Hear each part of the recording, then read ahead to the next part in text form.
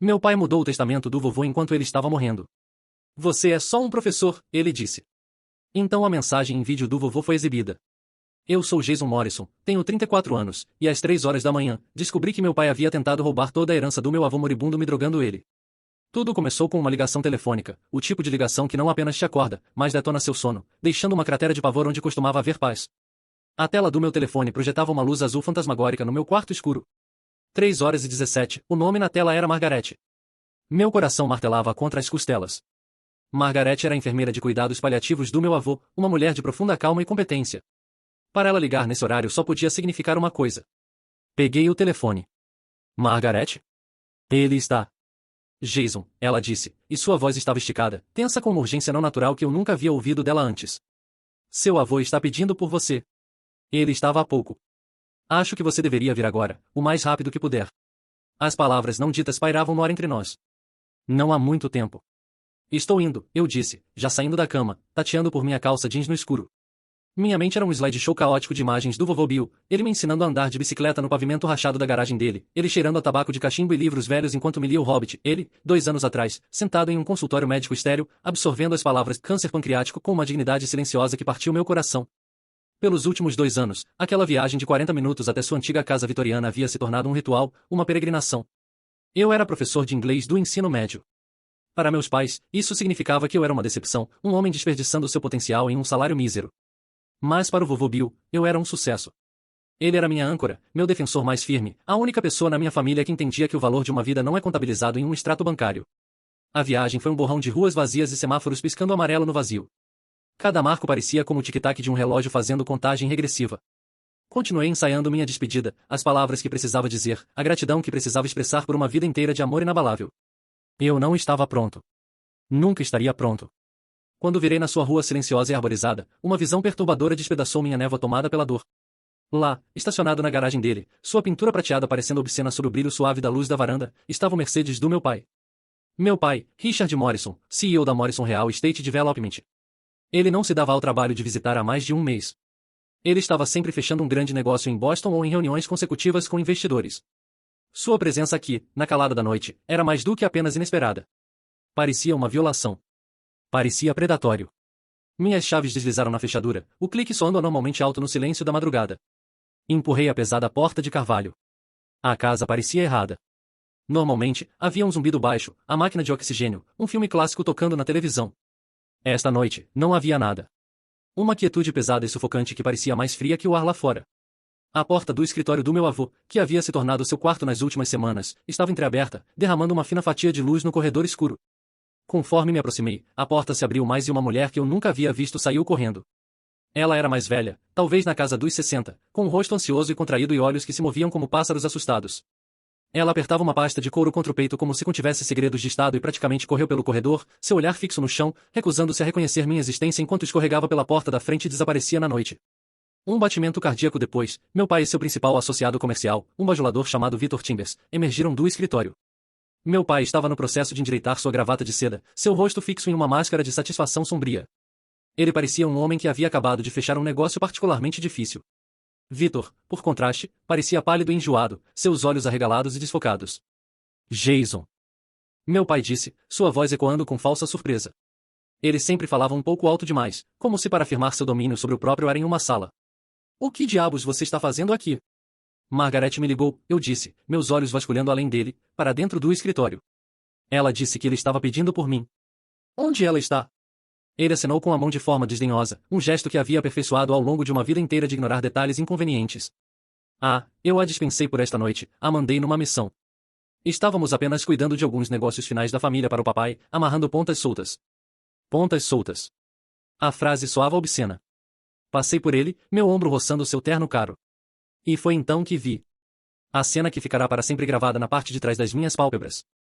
Meu avô estava deitado em sua cama hospitalar. Sua cabeça pendia para um lado, sua respiração um sussurro raso e irregular. Seu rosto estava flácido, seus olhos fechados. Mas foram os detalhes que gritavam de profanação.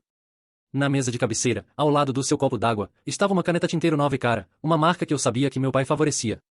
E no lençol branco nítido, a apenas centímetros da mão flácida e manchada pela idade do vovô, estava uma pequena mancha escura de tinta azul preta, uma única gota fora do lugar. Meu avô era um homem de hábitos meticulosos. Um ex-arquiteto, ele nunca fazia bagunça. Ele nunca teve mãos trêmulas, nem mesmo na sua doença. Aquela única gota de tinta era um grito em uma sala silenciosa. Era evidência de uma luta, de uma mão sendo forçada, de um ato de violação. O ar na sala estava espesso com o cheiro de traição. Eu não sabia a mecânica exata do que havia acabado de acontecer, mas uma certeza fria e doentia me invadiu. Eu não havia chegado apenas para uma despedida final. Eu havia tropeçado na cena de um crime. E havia chegado apenas momentos tarde demais. Aquela mancha de tinta azul escura não era apenas uma gota. Era o ponto final de uma história que meu pai vinha escrevendo toda a minha vida. Uma história de ambição, ressentimento e duas definições completamente diferentes da palavra valor. Para entender o veneno daquele momento, você tem que entender o antídoto que era meu avô. O vovô Bill era meu santuário. Sua casa era uma fortaleza contra o mundo dos meus pais de julgamento implacável e obsessão material. Penso numa tarde perfeita de outono, alguns anos antes do câncer ter estabelecido sua reivindicação. Eu estava ajudando em sua biblioteca, uma sala que meu pai havia uma vez sugerido, sem ironia, que convertessem em uma academia de última geração. O ar cheirava a papel velho, couro e o doce aroma reconfortante do tabaco de cachimbo do meu avô. Estávamos organizando livros, uma tarefa que ele realizava com a reverência de um ritual sagrado. Ele tirou uma cópia desgastada e encadernada em tecido de O Sol é para Todos da prateleira. A lombada estava macia. As páginas amareladas. Ele passou a mão sobre a capa. Seu pai, ele disse, sua voz um grave retumbante e suave. Ele olha para isso e vê 100 páginas de tempo perdido, tempo que poderia ser gasto fazendo networking ou analisando tendências de mercado ou seja lá o que ele faz. Ele soltou uma risada seca. Ele não entende. Ele acha que força é algo que você projeta, algo que você constrói numa academia ou numa sala de reuniões. Ele me entregou o livro. Mas uma história, Jason, uma boa história é uma academia para a alma. Ela constrói músculos que você não pode ver, empatia, integridade, coragem.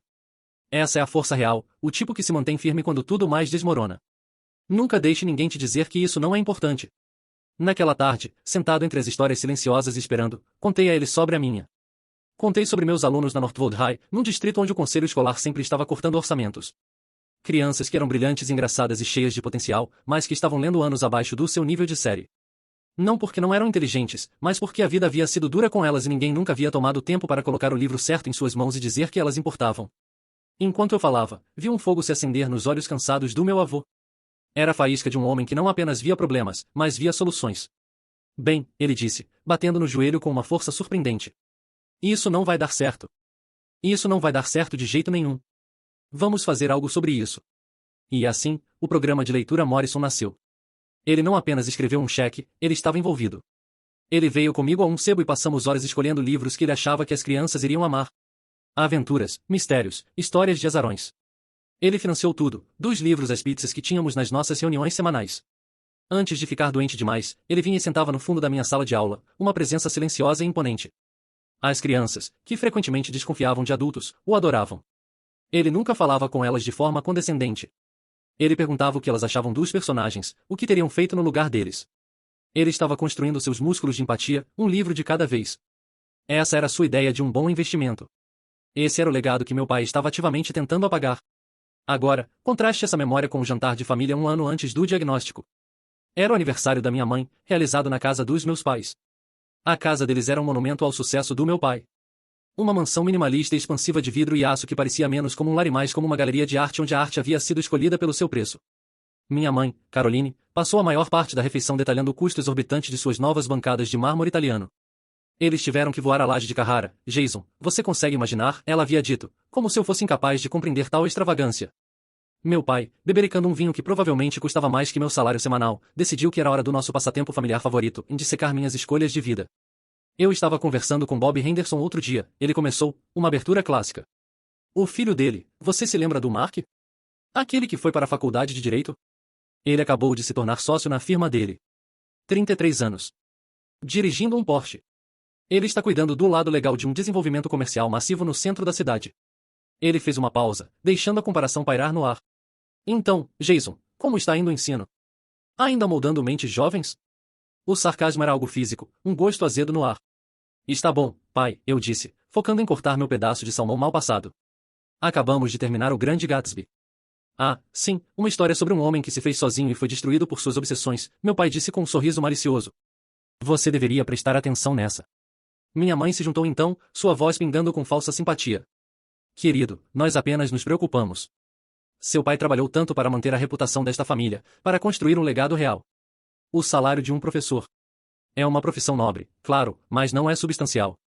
E quanto ao seu futuro? Pensão? Você não pode viver naquele apartamento minúsculo para sempre. Eu sou feliz, eu disse, as palavras soando fracas e defensivas. Meu pai soltou uma risada curta e afiada. Felicidade não financia uma aposentadoria, Jason. Não garante seu lugar no mundo. Seu avô encheu sua cabeça com todo esse absurdo sentimental sobre encontrar alegria no seu trabalho. A alegria não te dá um lugar à mesa. Olhei do rosto desdenhoso do meu pai para o ansioso e perfeitamente maquiado da minha mãe. Naquele momento, nunca me senti mais sozinho. Eu era um estranho na mesa da minha própria família, falando uma linguagem de propósito e paixão que eles simplesmente se recusavam a entender. O mundo deles era construído sobre uma fundação de dinheiro e status, e minha escolha de construir minha vida sobre algo mais era um insulto que eles não conseguiam perdoar. Essa dinâmica se tornou dolorosamente clara conforme o vovô ficou mais doente. Meus dias eram preenchidos com as realidades silenciosas e íntimas do seu declínio. Aprendi o timing preciso dos seus medicamentos, a mudança sutil na sua respiração que sinalizava dor, a forma como seus olhos se iluminavam por um momento quando eu lia um capítulo particularmente emocionante de um romance de Agatha Christie. Eu estava lá para os banhos na cama, as consultas médicas, as longas noites silenciosas. Margaret, sua enfermeira, e eu formamos uma equipe silenciosa. Ela era uma dádiva, uma mulher cuja aparência exterior áspera escondia um poço de compaixão. Ele espera por você, sabe, ela me disse numa tarde enquanto ajustávamos seus travesseiros. Todo o dia dele é estruturado em torno da sua visita. Você é a âncora dele. As visitas do meu pai eram passageiras e performáticas. Ele entrava com passos largos, já falando no seu fone Bluetooth, dava ao vovô um oi, pai, você está com boa cara alto e exagerado. Passava 5 minutos falando com ele sobre preços de ações ou licenças de zoneamento, então o beijava na testa e ia embora. Ele nunca ficava tempo suficiente para o silêncio se estabelecer. Ele nunca ficava tempo suficiente para realmente ver o homem na cama. Nunca vou esquecer a última vez que os vi no mesmo quarto juntos, antes daquela noite final e terrível. Meu pai havia passado por lá, parecendo frustrado. Ele havia acabado de perder um contrato importante. Todo o sistema é manipulado, pai, ele havia reclamado, andando de um lado para outro no pé da cama. Eu tinha o caminho interno, mas algum concorrente veio e me subestimou. É tudo sobre quem você conhece. Preciso de mais capital para jogar nesse nível, uma injeção significativa de dinheiro para mostrar que sou sério. O vovô, que havia estado quieto, abriu os olhos. Ele olhou diretamente para meu pai. É só nisso que você pensa, Richard? Dinheiro? Meu pai parou de andar. É o que faz o mundo girar, pai. Um fato que você parece ter esquecido. Não, vovô sussurrou, sua voz rouca mais firme. As pessoas fazem. O amor faz. A integridade faz. Dinheiro é apenas uma ferramenta. Pode ser usado para construir ou pode ser usado como uma arma. Ele tossiu, um som doloroso e áspero. Tenha cuidado com qual você escolhe, filho. Meu pai apenas zombou e mudou de assunto. Agora, parado naquela sala profanada, olhando para a evidência da escolha do meu pai, eu sabia. Ele havia escolhido a arma. Minha mão foi para a mesa de cabeceira, para o frasco de morfina líquida. Eu conhecia aquele frasco. Eu conhecia a dosagem. 2 mililitros a cada 4 horas. Peguei a pequena seringa oral ao lado dele. Era uma seringa de 10 mililitros. O êmbolo estava empurrado para baixo até a marca de 7 mililitros. Pelo menos 5, talvez 6 mililitros haviam sido dados. Uma overdose massiva e perigosa. O suficiente para deixar um homem frágil completamente insensível. Incapaz de protestar. Incapaz de fazer qualquer coisa além de ficar deitado lá enquanto seu próprio filho guiava sua mão para assinar toda a sua herança. Meu telefone vibrou. Uma mensagem de Margaret. Acabei de voltar. Richard me mandou numa caça inútil atrás de um tipo especial de água engarrafada que ele disse que seu avô precisava. A farmácia para onde ele me mandou nunca havia nem ouvido falar disso. Sinto que algo está terrivelmente errado. Está tudo bem? As peças se encaixaram. Ele a havia tirado do caminho. Tudo foi premeditado. Virei-me para meu pai, que ainda estava pairando na porta. Aquele olhar arrogante e autossatisfeito de volta no rosto. Levantei a seringa. Você chama isso de amarrar pontas soltas? Perguntei. Minha voz tremendo com uma raiva tão profunda que parecia uma doença física. Você chama isso de ajudar? A presunção finalmente desapareceu. Substituída por um lampejo de raiva pura e não diluída. O verdadeiro Richard Morrison. Não ouse usar esse tom comigo. Você com seu patético projetinho de caridade e seu carro de segunda mão. Estou garantindo o futuro desta família. Estou protegendo o legado Morrison de ser desperdiçado em trabalhos escolares e festas de pizza. Algo que você, no seu pequeno mundo de conto de fadas, nunca entenderia. Mas eu entendia. Eu entendia perfeitamente. Ele não estava protegendo um legado. Ele estava roubando um túmulo. E ele havia acabado de me entregar toda a prova que eu precisava. No momento em que essas palavras saíram da boca do meu pai, a névoa de choque e luto se queimou, deixando para trás uma clareza fria e cristalina. E isso não era mais apenas um drama familiar. Isso era uma cena de crime. Saia, eu disse novamente, minha voz não mais tremendo, mas perigosamente baixa. Saia da casa dele. Agora. Meu pai soltou uma risada afiada e incrédula. Você não tem direito de me dar ordens, Jason. Esta é do meu pai. E você acabou de envenená-lo. Eu rugi, o som rasgando da minha garganta, cru e irregular. Dei um passo em direção a ele, segurando a seringa como uma arma. Margaret.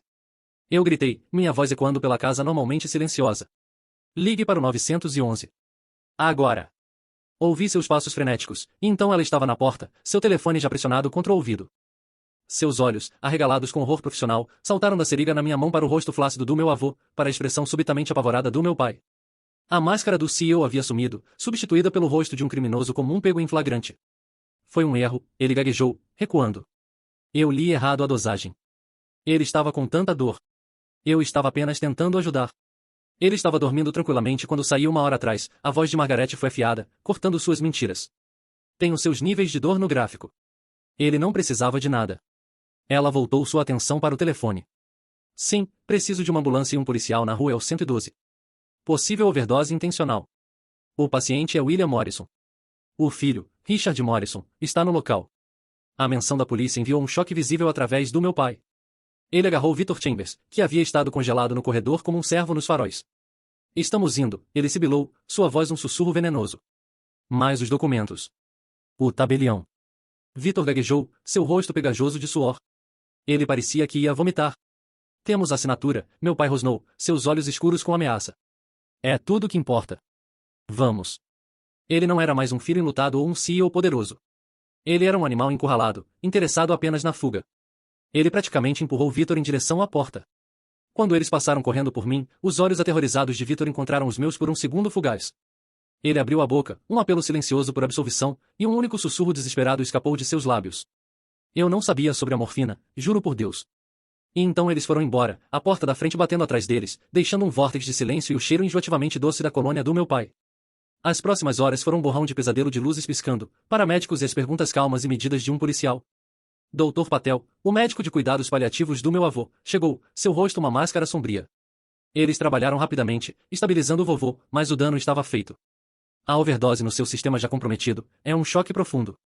Dr. Patel me disse no corredor, sua mão no meu ombro. Jason, sinto muito. Neste estágio, é sobre gerenciar seu conforto. Não podemos reverter isso. Ele nunca acordou. Por 6 dias agonizantes, ele persistiu, um fantasma numa cama de hospital, amarrado ao mundo dos vivos pelo bip constante de um monitor cardíaco. A família desceu, cada um trazendo sua própria marca de luto e disfunção. Minha tia Patrícia, irmã mais nova do meu pai, era um turbilhão de fúria justa. Ela voou de Seattle, suas roupas de artista um respingo de cor desafiadora no branco estéril do hospital. Ela havia se afastado de Richard por anos, e agora eu finalmente entendia por quê. Ela me encontrou na cafeteria do hospital, olhando para um copo de isopor de café que tinha gosto de plástico queimado. Ela não se incomodou com cortesias. O bastardo finalmente fez isso, não fez? Ela disse, deslizando para a cabine. Ele finalmente monetizou a morte do próprio pai. Contei tudo a ela, a visita das 3 da manhã, a enfermeira desaparecida, a seringa, os documentos roubados. Ela ouviu, sua mandíbula ficando cada vez mais tensa até eu pensar que poderia rachar. Ele está trabalhando nisso há meses, Jason, ela disse, sua voz carregada de desprezo. Ligando para o papai constantemente, dizendo que o negócio estava em problemas, que ele precisava consolidar o fundo familiar. Continuava dizendo que deixar uma porção significativa da herança diretamente para você era fiscalmente responsável e mais gestão patrimonial. Papai disse onde ele podia enfiar sua gestão patrimonial. Bill sabia exatamente quem Richard era. Ele apenas esperava estar errado. Minha prima Emma, filha de Patrícia, forneceu a peça faltante do quebra-cabeça. Ela era residente médica no hospital e tinha uma rede de amigos em todos os tipos de profissões. Ela me puxou para um closet vazio durante uma de suas rondas, seu rosto marcado pela preocupação. Jason, tenha cuidado, ela sussurrou, olhando por cima do ombro. Liguei para uma amiga minha que é analista financeira. Ela tem contatos. Ela fez algumas ligações. Emma respirou fundo. Tio Richard está em sérios problemas. Ele está alavancado até o pescoço. Mas isso não é o pior. Ele tem dívidas massivas de jogo. Com agiotas em Atlantic City. Não estamos falando de um cartão de crédito estourado. Estamos falando do tipo de dívida que faz as pessoas se machucarem. Ele está desesperado. O quadro feio estava finalmente completo. Isso não era apenas um ato frio e calculado de ganância. Era o ato frenético e apavorado de um homem se afogando. Disposto a puxar qualquer um para baixo com ele, até mesmo seu próprio pai, para conseguir um último suspiro de ar. O vovô Bill morreu numa manhã de terça-feira, justo quando o sol estava nascendo. O céu estava pálido e desbotado. Eu estava segurando sua mão, que havia ficado tão fria. O bip constante e rítmico do monitor cardíaco que havia sido a trilha sonora da minha vida por 6 dias simplesmente parou. O silêncio que deixou para trás foi o som mais alto que eu já havia ouvido. Meu pai, naturalmente, assumiu o comando do funeral.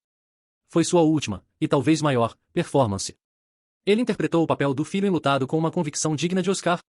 Ele escolheu o caixão de mogno mais opulento, encheu a igreja com arranjos imponentes de lírios brancos que tornaram o ar enjoativo e pesado, e ficou na porta, aceitando condolências com uma expressão perfeitamente calibrada de luto solene. Seu elogio foi uma obra-prima de ficção. Ele falou do meu avô como um titã da indústria, um negociador implacável, um construtor de impérios. Ele contou anedotas sobre os triunfos comerciais do meu avô, histórias que o pintavam como um homem feito de aço e ambição. Ele estava descrevendo a si mesmo. Ele nunca mencionou uma vez a bondade do meu avô, sua generosidade, o programa de leitura, ou as incontáveis vidas que ele tocou com sua compaixão silenciosa. Nos bancos de trás, um pequeno contingente dos meus alunos sentou com seus pais. Eles não conheciam o titã da indústria. Eles conheceram o vovô Bill, o velho gentil que ouvia suas histórias e dizia que eram inteligentes. Eles se sentaram em tributo silencioso e digno ao homem real que estávamos chorando, uma ilha de verdade no oceano das mentiras do meu pai. A presença deles foi minha âncora. Após o serviço, enquanto meu pai estava dominando a conversa com um círculo de seus associados comerciais, minha ex-namorada, Sofia, me encontrou. Havíamos terminado anos atrás, mas uma amizade silenciosa e respeitosa havia eventualmente florescido dos destroços. Ela era promotora do gabinete do promotor público agora, e tinha uma mente que podia cortar através de bobagens como um bisturi. Sinto muito, Jason, ela disse, sua voz calorosa com simpatia genuína. Ela deu um aperto reconfortante no meu braço. Seu avô era um dos bons. Apenas acenei, um nó de luto alojado na minha garganta. Seu olhar se desviou para meu pai, e sua expressão se afiou, a promotora assumindo o controle. Tenho ouvido algumas coisas, ela disse, sua voz baixa. Sussurros sobre o testamento, que seu pai registrou um novo, um muito novo. Na noite em que ele foi overdosado, eu disse, as palavras com gosto de cinzas.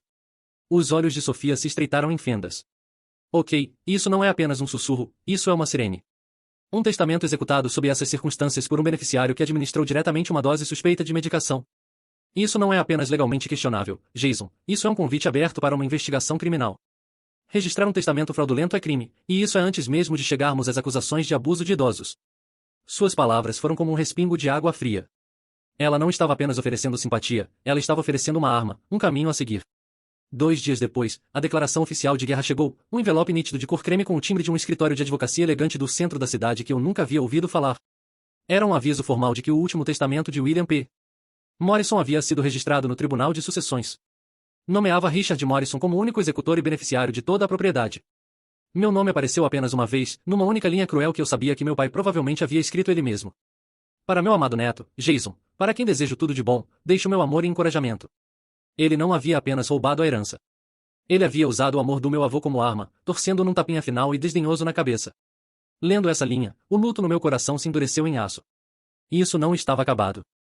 Ele havia roubado os bens do meu avô. Ele havia roubado sua voz. Mas eu não o deixaria roubar a verdade.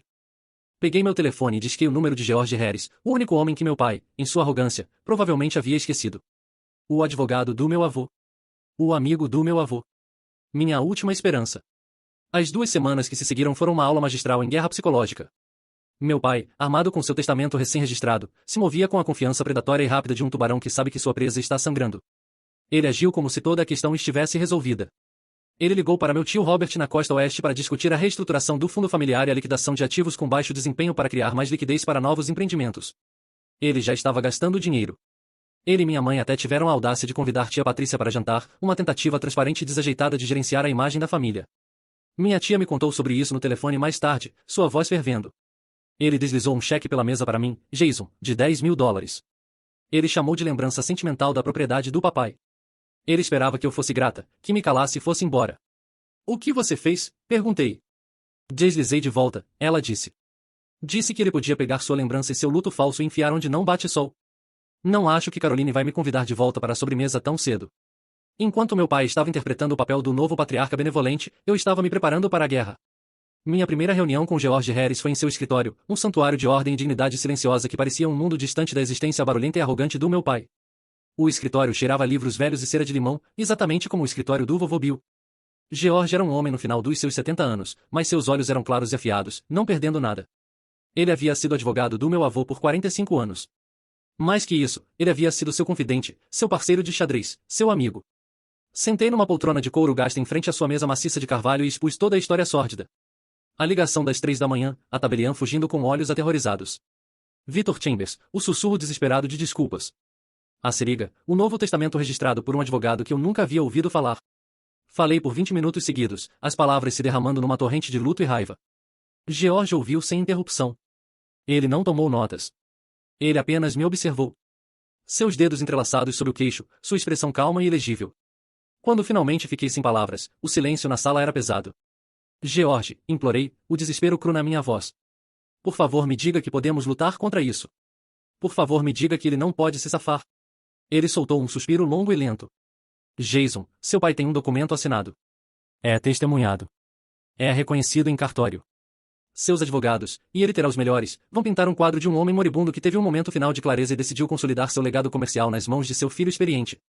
Eles vão retratar você como um neto desapontado, atacando porque foi cortado da herança que sentia ter direito.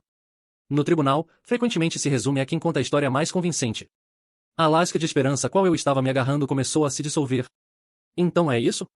Ele vence? George se inclinou para a frente, e pela primeira vez, viu um brilho de aço em seus olhos. Eu não disse isso, ele disse, sua voz baixando. Eu disse que eles vão contar uma história. Nosso trabalho é contar a verdade, e a verdade tem um peso que as mentiras não têm. Ele se levantou e caminhou até um arquivo alto contra a parede. Conheci Bill Morrison a maior parte da minha vida. Ele era cauteloso. Ele era meticuloso.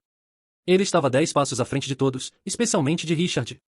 Ele não deixava as coisas ao acaso, nunca. Ele pausou, sua mão na gaveta do arquivo. Deixe seu pai pensar que venceu. Deixe-o ficar confortável. Excesso de confiança é uma falha fatal. Deixe-me fazer algumas investigações. Não fale com seu pai. Não fale com sua mãe. Apenas tenha paciência. Paciência parecia um pedido impossível, mas eu confiava nele. Saí do escritório sentindo que tinha pelo menos uma pessoa no meu time. Mas eu não podia apenas sentar e esperar. Senti uma necessidade desesperada de fazer algo. Naquela noite, estava mexendo numa caixa das coisas do meu avô que havia trazido de casa. Alguns suéteres velhos que ainda cheiravam a ele. Uma pilha de romances de mistério. Uma foto emoldurada dele e minha avó no dia do casamento. No fundo da caixa, encontrei um pequeno caderno Moleskine preto encadernado em couro. Nunca o havia visto antes. Abri. A maioria das páginas estava em branco. Mas na primeira página, escrito na elegante caligrafia arquitetônica do meu avô, havia uma entrada curta e sem data. Era críptica, uma charada. Dizia, o valor real de um homem não está no que ele possui. Está no que ele cria e em quem ele protege. Os diários de um pai não estão à venda. Eles são para o filho que sabe como escutar. Encontre a Sra. Patterson. Meu coração parou. Sra. Patterson. A tabeliã nervosa. Ele havia me deixado uma mensagem. Uma pista do além-túmulo. Era a primeira peça tangível de evidência de que eu não estava ficando louco. Que meu avô sabia que algo estava errado. De repente, eu não era uma vítima esperando um advogado me salvar. Eu tinha uma missão. Eu tinha instruções. Encontrá-la foi surpreendentemente fácil. Uma busca rápida online por tabeliã pública, Brenda Patterson no CEP do meu avô trouxe um resultado. Um pequeno escritório num shopping center sem graça a cerca de 15 minutos da casa dele. Na tarde seguinte, dirigi até lá, meu estômago revolvendo. Qual era meu plano? Confrontá-la? Implorar com ela? Não tinha ideia. Estava operando por puro instinto, guiado por aquela única linha críptica num caderno. O escritório dela era um espaço minúsculo e bagunçado que cheirava a café velho e ansiedade. Ela estava na mesa carimbando um documento. Quando olhou para cima e me viu parado na porta, a cor drenou do seu rosto. Sua mão congelou no meio do carimbo. Ela sabia exatamente quem eu era. Posso ajudá-lo? Ela perguntou, sua voz um sussurro fraco. Decidi canalizar meu avô, não meu pai. Sem intimidação. Apenas verdade silenciosa. Meu nome é Jason Morrison. Meu avô era William Morrison. Você esteve na casa dele algumas semanas atrás. Ela imediatamente ficou muito ocupada, mexendo numa pilha de papéis que não precisavam ser mexidos. Lido com muitas assinaturas de espólio. Não me lembro de todos os clientes. Acho que você se lembra deste, eu disse gentilmente. Não estou aqui para causar problemas, Sra. Patterson. Meu avô era um homem de integridade. Ele me ensinou que as escolhas que fazemos quando pensamos que ninguém está olhando são as que realmente definem nosso caráter. Ela parou de mexer nos papéis. Sua cabeça ainda estava baixa, mas eu podia ver seus ombros tremendo. Conheço meu pai, continuei, dando um pequeno passo para dentro da sala. Sei que ele pode ser persuasivo. Ele coloca as pessoas em posições impossíveis. Fiz uma pausa. Meu avô escreveu seu nome num caderno, Sra. Patterson. Ele queria que eu a encontrasse. Não sei porquê, mas acho que ele confiava que você era uma boa pessoa. Ela finalmente olhou para mim, e seus olhos estavam nadando em lágrimas não derramadas. Um olhar de desespero profundo e encurralado. Você não entende, ela sussurrou, sua voz quebrando. Meu filho. Ele vai arruinar meu filho. Antes que eu pudesse perguntar o que ela queria dizer, um pensamento me ocorreu. Lembrei da minha ex-namorada, Sofia. Liguei para ela mais tarde naquele dia. Sofia, tenho uma pergunta legal hipotética para você, eu disse. Isso é sobre seu pai, não é? Ela suspirou. Hipoteticamente, repeti. Se alguém quisesse coagir um profissional, digamos um tabelião, que tipo de influência seria mais eficaz? Algo que não é conhecimento público, ela respondeu instantaneamente. Algo que poderia causar muito dano pessoal ou profissional se viesse à tona. Um registro juvenil selado. Um DUI recente que ainda não chegou aos tribunais. Algo que torna a ameaça de exposição mais aterrorizante que o risco de cometer um crime. Era isso. Tinha que ser isso. Mas como eu poderia descobrir? Minha resposta veio da fonte mais inesperada. 2 dias depois, recebi uma ligação de um número bloqueado. Me encontre no Starbucks da rua principal em meia hora. Venha sozinho. Era Victor Chambers. Meu coração disparou. Era uma armadilha? Disse a tia Patrícia onde estava indo, só por garantia. Encontrei-o numa cabine nos fundos, curvado sobre uma xícara de café. Ele parecia que não dormia há semanas. Obrigado por vir, ele murmurou. Eu não consigo viver com isso.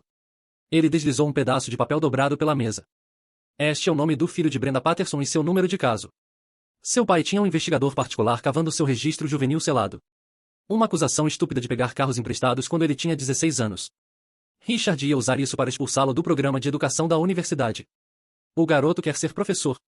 A ironia era tão amarga que quase me fez rir. Meu pai, que desprezava minha profissão, estava usando a ameaça de destruir a carreira de um futuro professor para roubar minha herança. Ele está aterrorizando-a, Jason? Victor sussurrou, seus olhos arregalados de medo. Ele liga para ela todo dia, lembra-a do que está em jogo. Ela vai mentir por ele na leitura do testamento. Você tem que fazer algo. Por que está me contando isso, Victor? Porque seu avô era um homem bom, ele disse, sua voz grossa de emoção. Ele investiu num dos meus primeiros negócios quando ninguém mais quis. Ele me deu meu começo. Devo a ele. E não posso fazer parte do que Richard está fazendo. Saí daquele Starbucks com uma nova determinação. Agora eu conhecia o campo de batalha e as armas sendo usadas. Meu pai estava usando medo. Eu tinha que usar algo mais forte.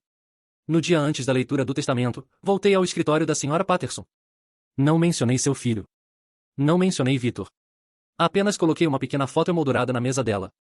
Era uma foto do meu avô sentado na minha sala de aula, cercado por estudantes sorrindo. Esse é quem ele era, eu disse baixinho. Esse é o legado que meu pai está tentando destruir. Seu filho quer ser professor. Ele quer fazer isso, fazer a diferença. E isso é nobre. Meu avô teria pensado assim. Seja lá o que você decidir fazer amanhã, eu só queria que você se lembrasse do tipo de homem que ele realmente era. Deixei a foto na mesa dela e fui embora. Havia feito tudo o que podia. O resto estava com ela. O olho da tempestade havia passado. O furacão estava prestes a tocar o solo. A sala de conferências do escritório de George Harris foi projetada para ser intimidante. Uma mesa longa e polida de mogno refletia os rostos sombrios de seus ocupantes como um espelho escuro. O ar era frio, reciclado e espesso de tensão. Sentei numa extremidade, me sentindo como um réu solitário em seu próprio julgamento. Na extremidade oposta, meu pai dominava a conversa. Ele estava flanqueado pela minha mãe, que usava uma expressão de nobreza estoica e dolorosa, e sua advogada, Diane Winters. Diane era uma mulher que parecia fazer gargarejos com pregos no café da manhã. Ela irradiava uma competência reptiliana cara. Meu pai parecia completamente relaxado, recostado na cadeira, a imagem de um homem em completo controle. Minha tia Patrícia e tio Robert sentaram ao longo da parede lateral, seus rostos tensos. Eles eram espectadores numa execução familiar. E numa cadeira perto da porta, posicionada para uma fuga rápida, sentou Brenda Patterson. Ela era uma mola comprimida de ansiedade, seus nós dos dedos brancos enquanto agarrava sua bolsa. Ela olhava fixamente para um ponto fixo no carpete, recusando seu olhar para qualquer um, especialmente não para meu pai. George Harris entrou, seu passo deliberado e sem pressa um contraste gritante com a energia frenética na sala. Ele colocou sua pasta de couro gasta na mesa com um baque suave que soou como um martelo. Estamos reunidos hoje, George começou, sua voz enchendo a sala, para tratar da questão do último testamento de meu falecido cliente e amigo, William P. Morrison. Ele olhou em volta da mesa, seu olhar permanecendo por um momento no meu pai. No entanto, antes de procedermos ao conteúdo de qualquer documento, há algumas irregularidades significativas em torno do registro que devem ser abordadas. Diane Winter se inclinou para a frente, um sorriso predatório nos lábios. Sr. Harris, com todo respeito, esta reunião é uma formalidade. Meu cliente, o filho e executor do falecido, registrou um testamento legalmente vinculativo e adequadamente executado no Tribunal de Sucessões. É assinado pelo testador, testemunhado pelo Sr. Victor Chambers, e reconhecido em cartório pela Sra. Brenda Patterson. É, por todas as definições legais, incontestável. George deu um aceno leve, quase imperceptível. De fato, um testamento foi registrado. Ele abriu sua pasta e removeu uma única folha de papel, um testamento executado aproximadamente às 2h45 de 15 de junho, uma semana antes da morte do Sr. Morrison. Ele deixou esse fato se estabelecer na sala. Um momento em que, de acordo com registros hospitalares e de cuidados paliativos, o Sr. Morrison estava sob a influência de uma dose significativa e não programada de medicação narcótica para a dor. Uma dose administrada por seu filho amoroso para aliviar sua dor terrível, Diane rebateu suavemente. Meu cliente testemunhará que seu pai, num breve e tocante momento de lucidez, insistiu em fazer essas mudanças finais para garantir seu legado comercial. Um momento de lucidez que ninguém de sua equipe médica pode corroborar, George declarou sem rodeios. Ele tirou outra pasta. Na verdade, tenho aqui uma declaração juramentada de sua enfermeira principal de cuidados paliativos, Margaret Riley, detalhando um desvio perigoso do cronograma de medicação prescrito. Também tem um relatório formal de seu médico, Dr. David Patel, que conclui que a dosagem em questão teria deixado o Sr. Morrison medicamente incapaz de entender, quanto mais executar legalmente, um documento legal complexo. Vi um tremor de dúvida nos olhos do meu tio Robert. O sorriso confiante do meu pai se contraiu nas bordas. Médicos podem estar errados. Enfermeiras podem ser excessivamente dramáticas. Diane rebateu, acenando com a mão de forma desdenhosa. O que você tem é especulação. O que nós temos é uma assinatura. Uma assinatura não é um cheque em branco para fraude, George disse. Sua voz endurecendo. Ele então virou seu olhar de Diane e olhou diretamente para a mulher aterrorizada perto da porta. Sua voz suavizou, mas carregava um peso inegável de autoridade. A lei leva a coerção de um oficial juramentado do tribunal, como um tabelião público, muito a sério. Senhora Brenda Patterson, poderia nos contar sobre os eventos daquela noite? Este era o momento. O ar crepitou. Todos os olhos na sala se voltaram para a pequena mulher tremendo. Meu pai a encarou, seus olhos frios e duros como granito. Era um comando silencioso e brutal. Lembre-se do seu filho. Lembre-se do que posso fazer. Brenda Patterson se encolheu como se tivesse sido atingida. Ela olhou para o rosto do meu pai. Então seus olhos se moveram pela sala e pousaram, por um breve segundo, em mim. Tentei projetar nada além do encorajamento silencioso que havia oferecido em seu escritório. Lembre-se de quem ele era. Ela respirou fundo e estremeceu, parecendo puxar todo o oxigênio da sala. E então ela se levantou. Sua voz, quando veio, era baixa, mas cortou o silêncio como uma navalha. Ele me fez fazer isso, ela começou, lágrimas começando a brotar em seus olhos. Sr. Morrison, Richard, ele descobriu sobre meu filho. Ela estava falando com George, mas suas palavras eram para todos. Meu menino, ele se meteu em alguns problemas quando tinha 16 anos. Um incidente estúpido de pegar carro emprestado. Seu registro foi selado. Ele está na faculdade agora, estudando para ser professor de educação especial. Ele é um bom menino. Ele é toda a minha vida. Ela respirou novamente, sua voz ganhando força da verdade. Richard mandou alguém investigar. Ele me disse que se eu não fizesse exatamente o que ele disse, ele enviaria uma cópia daquele relatório policial para o reitor da universidade do meu filho. Ele disse que contrataria uma equipe de advogados para garantir que meu filho fosse expulso e nunca conseguisse sua licença de ensino. Ele disse que o arruinaria. Minha mãe ofegou, levando a mão à boca. Tia Patrícia apenas balançou a cabeça, seu rosto uma máscara de nojo. Ele me ligou naquela noite e me disse para vir a casa, Brenda continuou, agora chorando abertamente. Ele disse que o Sr. Morrison estava tendo um momento de clareza e queria fazer uma pequena mudança. Mas quando cheguei lá, aquele pobre homem, ele não estava claro de jeito nenhum. Ele mal estava consciente. Ele nem conseguia segurar a caneta direito. Sua voz quebrou. Richard segurou a mão dele. Ele envolveu os dedos do pai em volta da caneta e ele guiou a mão dele para fazer a assinatura. Eu apenas fiquei lá. Não sabia o que fazer. Estava com tanto medo. Diane Winter saltou de pé. Objeção. Isso é uma fabricação. Esta mulher está claramente instável. Ela foi coagida pelo outro lado. Sente-se, senhora. Winters, George disse, sua voz como gelo. Ela está sob juramento. Ele olhou para Brenda com imensa bondade. Obrigado, senhora Patterson. Foi preciso grande coragem para dizer isso. Você honrou a memória do meu amigo. Ele então se virou de volta para meu pai, cujo rosto havia desmoronado numa máscara de descrença e raiva. Mas sua advogada estava certa sobre uma coisa, Richard. Seu pai teve um momento de clareza perfeita. Apenas aconteceu 5 meses atrás. George alcançou sua pasta e produziu um documento grosso com capa azul. Parecia que estava puxando uma espada de uma pedra. Este é o verdadeiro último testamento de William P. Morrison. Executado neste mesmo escritório, num dia em que foi avaliado e certificado como estando em perfeita sanidade mental e corporal pelo Dr. Patel. Testemunhado por mim e meu associado. É, para usar o termo da sua advogada, incontestável. George colocou seus óculos de leitura. Ele detalhou alguns pequenos legados. Então chegou ao cerne da questão. Para meu filho, Richard Morrison, um homem cuja ambição tantas vezes o cegou para sua própria humanidade, deixo a quantia de $5.000. É minha sincera esperança que ele um dia aprenda que as coisas mais valiosas na vida de um homem são aquelas que não podem ser compradas ou vendidas. Meu pai fez um som estrangulado e engasgado. A voz de George se elevou com autoridade. Todo o restante de meu espólio, incluindo minha residência principal na rua El 112, a totalidade de meu portfólio de investimentos e todos os bens pessoais, deixo para meu amado neto, Jason Morrison, cuja integridade e compaixão foram um grande orgulho da minha vida. Ele olhou para mim por cima dos óculos. Além disso, direciono meu executor, George Harris, a estabelecer o Fundo Educacional Morrison com uma dotação inicial de $1,2 milhão. Este fundo deve ser gerenciado por Jason Morrison com o único propósito de apoiar bibliotecas escolares sem recursos e continuar o programa de alfabetização comunitária que ele e eu começamos juntos. Senti o ar deixar meus pulmões. Não era sobre o dinheiro. Eram as palavras. Cuja integridade e compaixão foram o grande orgulho da minha vida. Ele me havia visto. Ele sempre me viu. E um item final, George disse, se virando para a televisão de tela grande montada na parede. Ele deixou uma mensagem de vídeo para garantir que não houvesse ambiguidade sobre seus desejos finais. Ele apertou um botão. A tela piscou para a vida. E lá estava ele. Meu avô. Mais magro, sim. Frágil, sim. Mas seus olhos estavam em chamas com uma clareza feroz e inabalável. Ele estava olhando diretamente para a câmera, como se olhasse diretamente para meu pai. Richard, ele começou, sua voz rouca mais forte. Se você está vendo isso, significa que meu maior medo se concretizou. Significa que em meus últimos dias, você escolheu a ganância sobre o amor. Você escolheu o engano sobre a dignidade. Filho, sei sobre as dívidas de jogo. Sei sobre os agiotas. Sei o quão desesperado você está. Estive observando você se transformar num estranho por anos. Ele pausou, e seu olhar pareceu mudar, para me encontrar na sala. Jason, meu menino, a casa é sua agora. Encha-a com o que você ama. Encha-a com livros. Encha-a com o riso daqueles estudantes. O trabalho que você está fazendo. Esse é o verdadeiro legado da nossa família.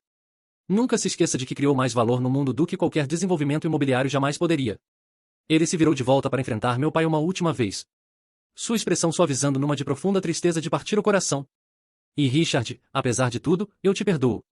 Mas perdão não é uma licença para continuar sua autodestruição.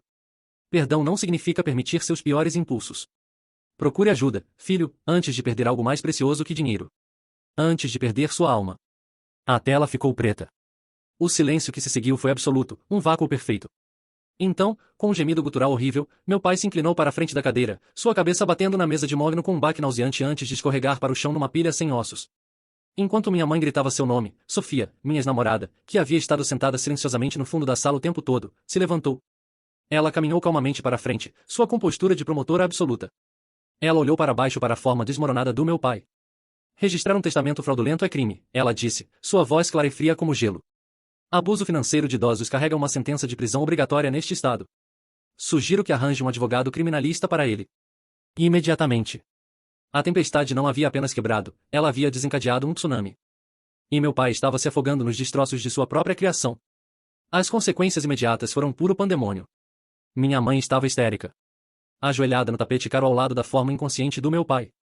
Diane Winters, a advogada poderosa, parecia completamente atordoada, todo o seu caso, toda a sua estratégia incinerada diante de seus olhos.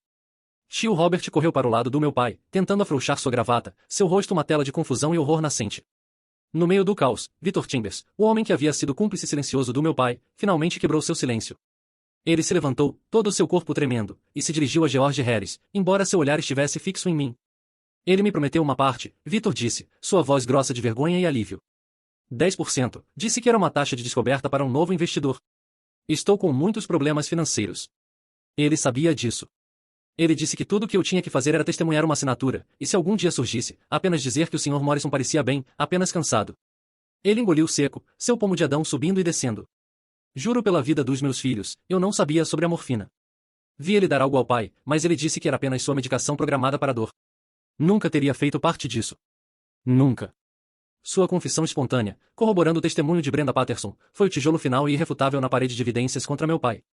Não havia saída para ele agora. Enquanto minha mãe e tio conseguiram deixar meu pai consciente curvado numa cadeira, Sofia fez seu movimento. Ela não era mais apenas uma espectadora. Ela era uma oficial do tribunal testemunhando a confissão de múltiplos crimes. Ela caminhou até a cabeceira da mesa, sua presença comandando a sala. Richard Morrison, ela disse, sua voz desprovida de qualquer história pessoal que compartilhávamos. Agora puro aço profissional. Você tem o direito de permanecer em silêncio. Aconselho fortemente, fortemente, que exerça esse direito. Senhora Winters, ela disse, se virando para a advogada atordoada. Seu cliente é agora objeto de uma investigação criminal. Confio que sabe o que fazer. A ameaça não era mais implícita. Era uma declaração formal. O jogo do Tribunal de Sucessões havia acabado. O jogo muito mais sério da justiça criminal havia começado.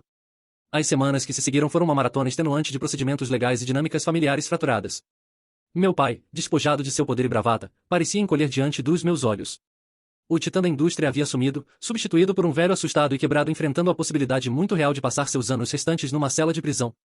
Ele contratou uma equipe de defesa criminal de primeira linha, e sua primeira e única estratégia foi negociar um acordo de confissão de culpa. Foi quando minha mãe lançou sua ofensiva final contra mim. Ela me ligava dia e noite. Suas táticas mudaram de súplicas para indução de culpa até chantagem emocional total. Jason, como você pode fazer isso com seu próprio pai? Ela chorava no telefone. Ele é um homem doente. Ele estava desesperado. Isso vai matá-lo. Ele está doente por causa das escolhas que fez, mãe, eu respondia, minha voz cansada mais firme.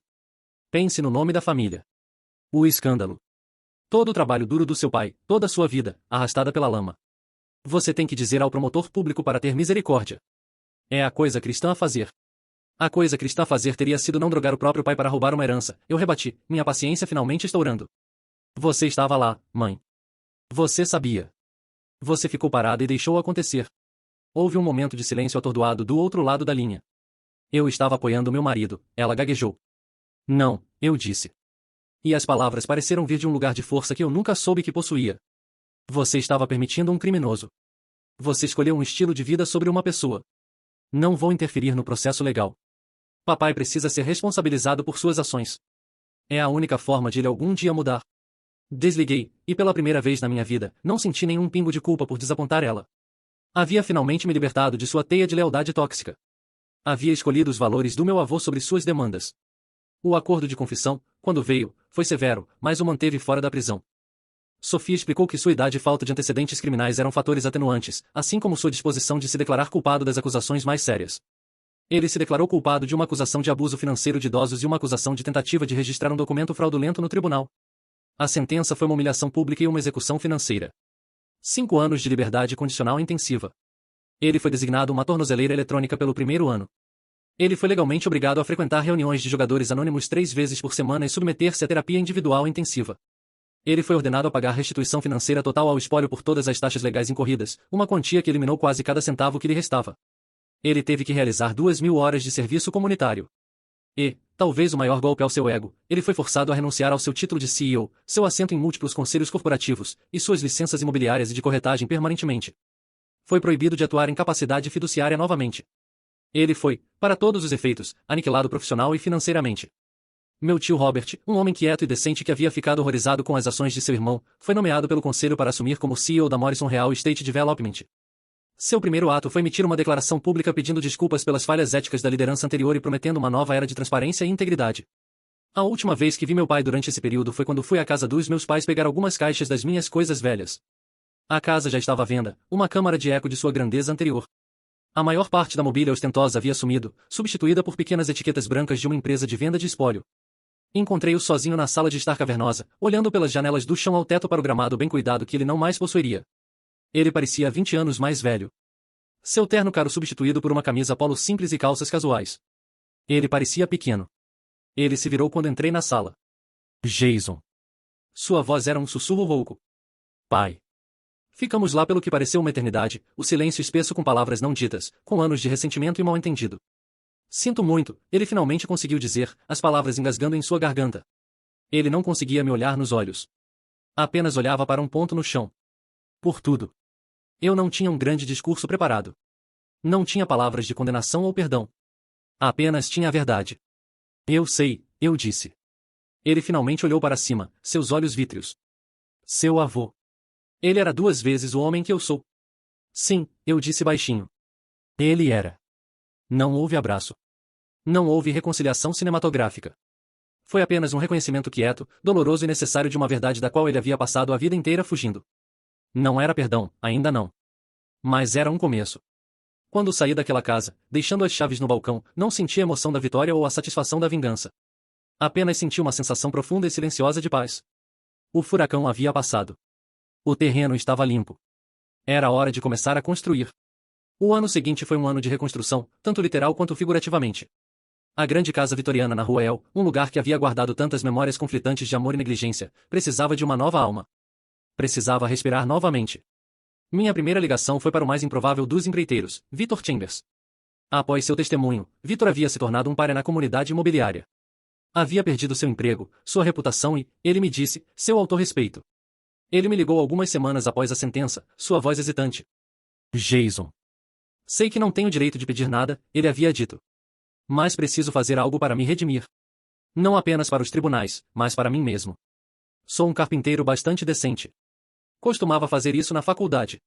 Deixe-me ajudar com a casa. Sem pagamento. Apenas me deixe fazer algo bom. Por favor. Ouvi o remorso genuíno em sua voz. Pensei no meu avô, que acreditava em segundas chances. Ok, Victor, eu disse. Esteja aqui segunda-feira de manhã às 8.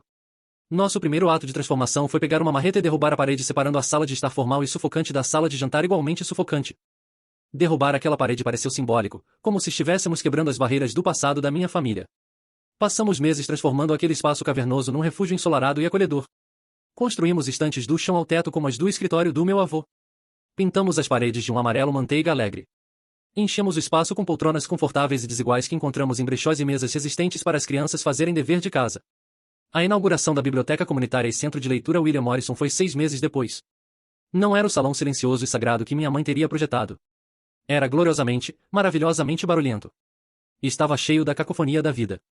Crianças do meu programa de leitura estavam espalhadas em puffs coloridos, discutindo se Harry Potter poderia vencer Percy Jackson numa luta. Um grupo de cidadãos da terceira idade, que depois descobri se chamarem de Mavens do Mistério, estavam tendo um debate acalorado sobre um romance de Agatha Christie num canto. Minha prima Emma, que havia acabado de terminar sua residência, se voluntariou para coordenar uma quarta-feira de saúde e bem-estar gratuita para idosos na sala que costumava ser o escritório do meu avô. A casa que havia sido tão silenciosa em seus últimos dias com ele agora estava explodindo de conversa, risada e aprendizado. Parecia que seu espírito estava em cada canto, sorrindo. O Fundo Educacional Morrison também estava fazendo uma diferença real e tangível. Parecia que estávamos plantando sementes do legado do meu avô por todo o estado. Só naquele primeiro ano, fornecemos subsídios para nova tecnologia, lousas inteligentes e laptops, para 15 distritos escolares diferentes sem recursos. Financiamos completamente a criação de 3 bibliotecas escolares totalmente novas em áreas rurais onde as crianças nunca haviam tido acesso a uma antes. Na pequena placa de bronze que instalamos na entrada de cada biblioteca, sob as palavras generosamente doado pelo Fundo Educacional Morrison, tive uma segunda linha gravada, em riqueza medida em sabedoria. A jornada do meu pai foi muito mais silenciosa. Eu recebia atualizações ocasionais da tia Patrícia. Ele estava cumprindo suas reuniões de já. Estava servindo suas horas de serviço comunitário sem reclamação. Havia encontrado um emprego modesto como administrador predial para uma pequena empresa que possuía alguns prédios residenciais baixos. Era trabalho humilde. Ele tinha que lidar com torneiras vazando e reclamações de inquilinos. Era um universo distante de sua vida antiga de negócios bilionários e jatos corporativos. Uma tarde, estava dirigindo para a casa da escola quando vi. Ele fazia parte de uma equipe de trabalho em coletes laranja brilhantes, limpando o lixo do canteiro central de uma rodovia movimentada. Nossos olhos se encontraram por um momento através da correria do trânsito. Ele parecia cansado, desgastado, mas havia uma quietude em seu rosto que eu nunca havia visto antes. A ambição inquieta e faminta havia sumido. Ele me deu um aceno curto e quase imperceptível de reconhecimento. Acenei de volta. Foi uma comunicação estranha e silenciosa. Ele estava pagando sua dívida à sociedade. Ele estava fazendo o trabalho. Minha mãe, incapaz de lidar com a perda de sua posição social e a redução dramática de seu estilo de vida, havia se divorciado dele. Tia Patrícia me disse que ela havia se mudado para um condomínio na Flórida para viver com sua irmã, onde poderia reclamar da injustiça de tudo para uma nova audiência. Ela nunca me ligou. O silêncio foi um alívio. Cerca de um ano após a leitura do testamento, estava finalmente enfrentando a fronteira final. O sótão. Era uma cápsula do tempo empoeirada da história familiar esquecida. Num canto distante, sob uma lona pesada, encontrei um baú grande forrado de cedro. Não estava trancado. Levantei a tampa pesada, e o cheiro de cedro e papel velho encheu o ar. Minha respiração falhou. O baú estava cheio de diários encadernados em couro, dezenas deles, empilhados cuidadosamente, amarrados com barbante, abrangendo mais de 60 anos. Era toda a vida do meu avô, cronicamente em sua própria caligrafia precisa e elegante. Sua jornada de um garoto de fazenda pobre em Nebraska a um arquiteto e desenvolvedor bem-sucedido. Seus pensamentos sobre ética comercial, seu namoro com minha avó, sua alegria no nascimento do meu pai, sua decepção silenciosa no homem que seu filho se tornou. Era sua história real, aquela que meu pai nunca se importou em ouvir. No topo do primeiro diário havia um envelope grosso de cor creme. Meu nome estava escrito na frente. Minhas mãos tremeram quando o abri. Dentro não havia uma carta longa, mas uma única chave antiga e pesada, do tipo para cofre. Sob ela havia um bilhete curto e manuscrito em seu papel timbrado pessoal. Jason, dizia. Se você está lendo isso, significa que encontrou minha posse mais valiosa. Não a casa, não as ações, mas minha história. Esta chave abre o cofre 412 no First National Bank do centro.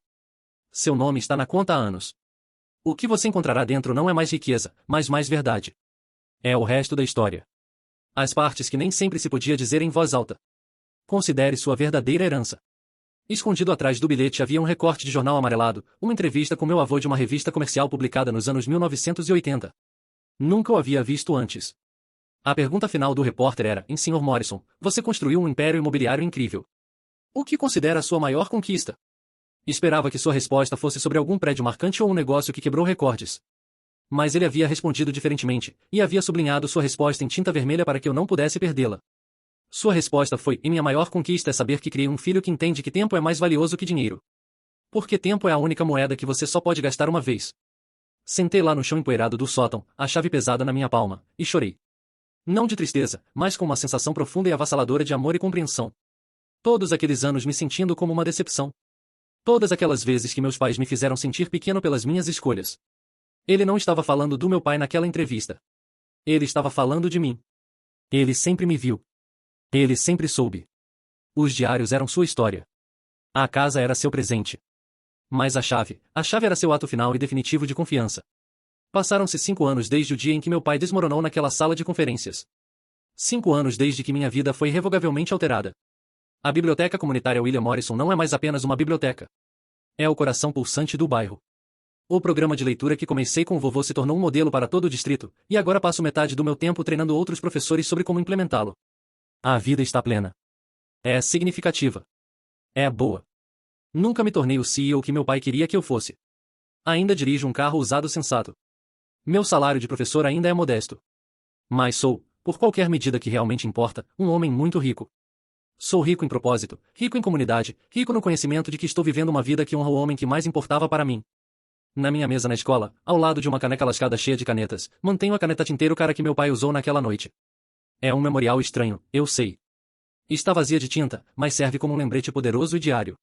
Um lembrete de que as coisas mais valiosas da vida, confiança, integridade, amor, nunca podem ser falsificadas ou roubadas. Elas têm que ser conquistadas, cultivadas e protegidas. Me lembra que nossas circunstâncias não definem nosso caráter. Nossas escolhas definem, especialmente as escolhas que fazemos quando somos testados. Meu pai e eu encontramos uma paz silenciosa e frágil. Falamos ao telefone a cada poucas semanas.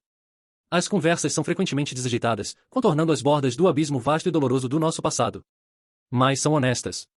Ele terminou sua liberdade condicional. Ainda frequenta suas reuniões de já. Ainda trabalha em seu emprego silencioso e desprencioso como administrador predial. Ele parece ter, finalmente, encontrado uma medida de contentamento numa vida simples e responsável. Não sei se nosso relacionamento algum dia será totalmente curado, mas não estamos mais em guerra. Ele é, finalmente, apenas meu pai. Um homem falho tentando se redimir no crepúsculo de sua vida. Alguns meses atrás, um momento aconteceu que trouxe tudo em círculo completo. Estava na biblioteca, ajudando uma menina a encontrar um livro sobre constelações. Do outro lado da sala, vi um dos nossos voluntários mais dedicados do ensino médio sentado com um novo estudante. Um menino tímido de 7 anos que estava lutando para soletrar uma palavra difícil.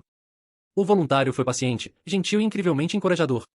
Ele se inclinou e sussurrou algo para o menino, que fez o menino sorrir e tentar a palavra novamente, desta vez com sucesso. O voluntário era o filho de Brenda Patterson. Ele é calouro na Universidade Estadual agora, no topo de sua turma no programa de educação especial.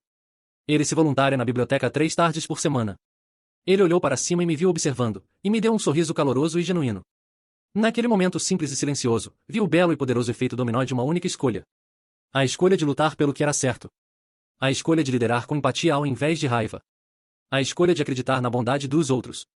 O futuro de um jovem havia sido salvo, e ele, por sua vez, estava agora dedicando o seu futuro a ajudar outros. O legado do meu avô não estava apenas nos livros nas prateleiras ou no dinheiro no fundo. Estava aqui nas conexões vivas e respirantes entre as pessoas. Os diários que meu avô deixou são minha Bíblia. Li todos eles, e os releio frequentemente. São um roteiro para uma vida de propósito. Na última página de seu diário final, ele havia escrito um último pensamento, uma frase que se tornou a bússola para minha própria vida. Ele escreveu: "E Richard queria o dinheiro. Jason queria o tempo." No final, ambos conseguiram exatamente o que mais valorizavam. Ele estava absolutamente certo. E quando olho em volta para a vida que construí, uma vida rica em tempo bem gasto, sei com cada fibra do meu ser que sou o homem mais sortudo do mundo. Não trocaria um único segundo disso por todo o dinheiro que meu pai já sonhou.